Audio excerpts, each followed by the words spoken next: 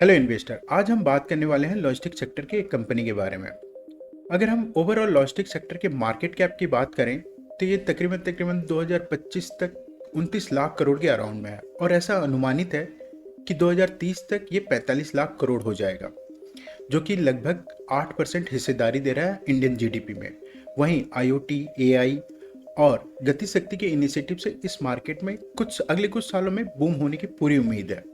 एक कंपनी है JS logistic limited, जो कि अपना आईपीओ लेके आ रही है, इसी सेक्टर की कंपनी है और 28.5 करोड़ का ये कंपनी आईपीओ लेके आ रही है। साथ ही साथ इस कंपनी ने पिछले साल 57% रिटर्न ऑन इक्विटी दिया हुआ है। चलिए देखते हैं इस कंपनी के बारे में कि ये कंपनी हमें लिस्टिंग गेन प्रोवाइड करती है कि नहीं करती है।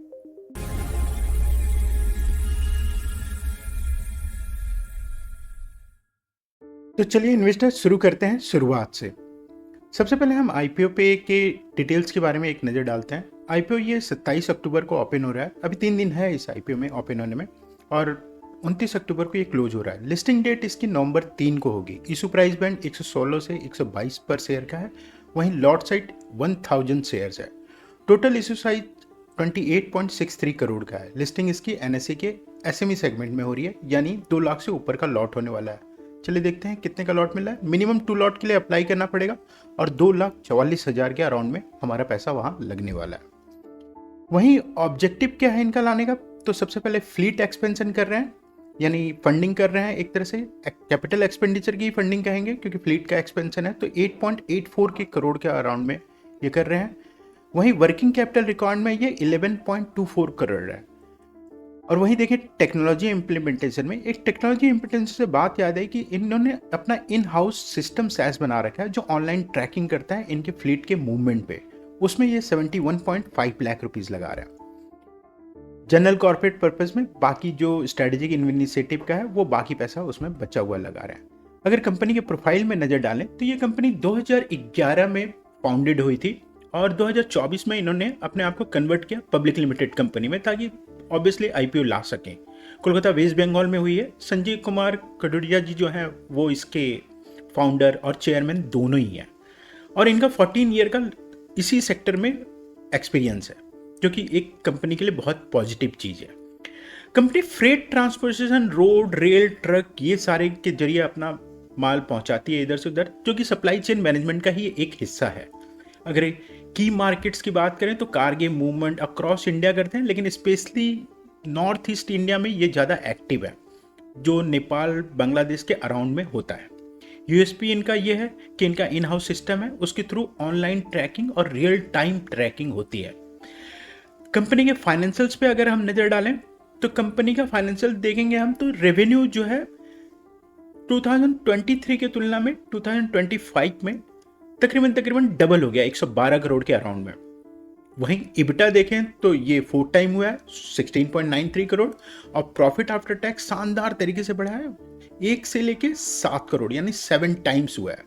नेटवर्थ में भी इंक्रीमेंट है और टोटल बोरोइंग भी इनका बढ़ा है, लेकिन पिछले साल मतलब 24 की तुलना में देखें तो बोरोइंग लगभग कांस्टेंट है।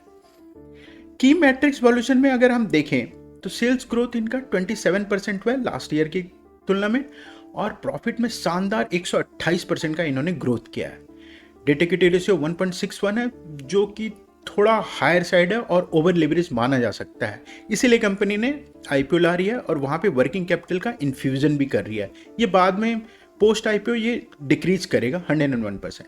वहीं रिटर्न ऑन इक्विटी की बात करें तो 56.77% सुपर्ब है इसके लिए। लेकिन छोटी कंपनियों में लगभग ऐसा ही रिटर्न ऑन इक्विटी होता है, क्योंकि वो ग्रोथ के ट्रेजेक्टरी मूवमेंट में होती हैं। चलिए एक नज़र डालते हैं कि इसी क्षेत्र में जो बाकी कंपनियां हैं वो कैसा काम कर रही हैं और उनका पी वैल्यूशन क्या हो रहा है। जेएस लॉजिस्टिक का जैसे हम देख रहे हैं कि 13.13 के अराउंड में पी आ रहा है। वहीं बाकी कंपनियों का देखेंगे तो इसी के अराउंड में है, एक्सेप्ट डिलीवरी की, और डिलीवरी इसी साल प्रॉफिट में टर्न अराउंड हुई है।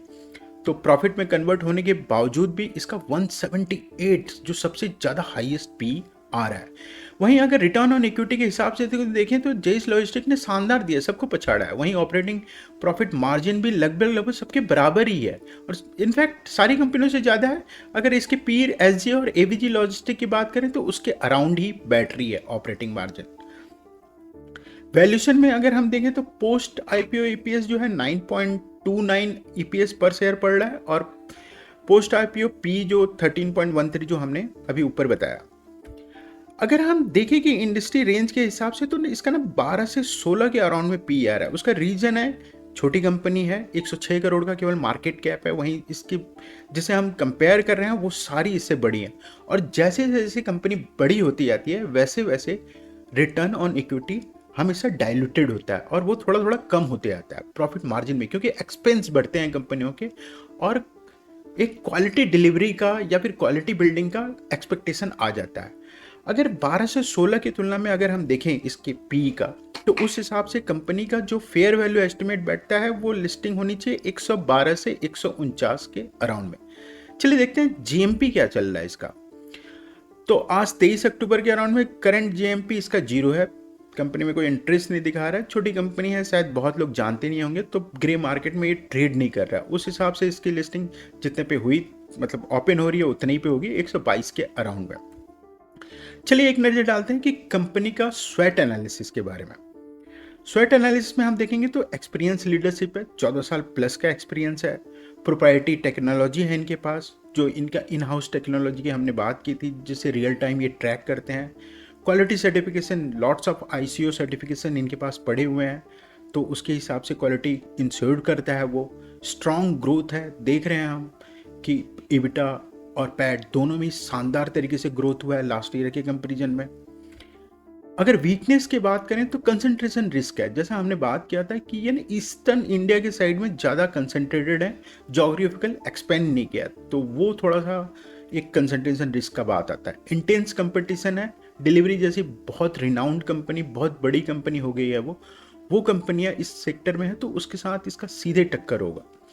वहीं हाई वर्किंग कैपिटल, इस सेक्टर में फ्लीट का सबसे बड़ा रहता है चैलेंज कि आपके ओन फ्लीट होने चाहिए, आप रेंट या लीज पे लेकर के फ्लीट चला नहीं सकते, तो वहाँ पे इन्फ्यूजन ऑफ कैपिटल बहुत ज़्यादा रहता है।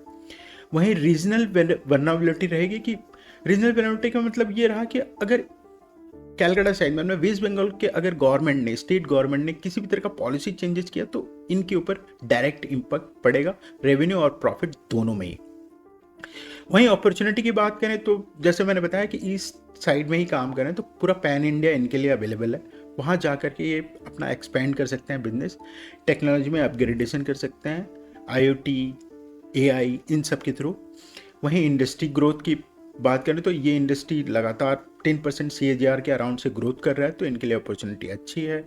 मार्केट कंसोलिडेशन मोड में है अभी, due to economic slowdown की वजह से, बहुत सारे टैरिफ की वजह से भी बहुत सारी कंपनियां बंद हुई है, जैसे कि आप जानते ही हैं।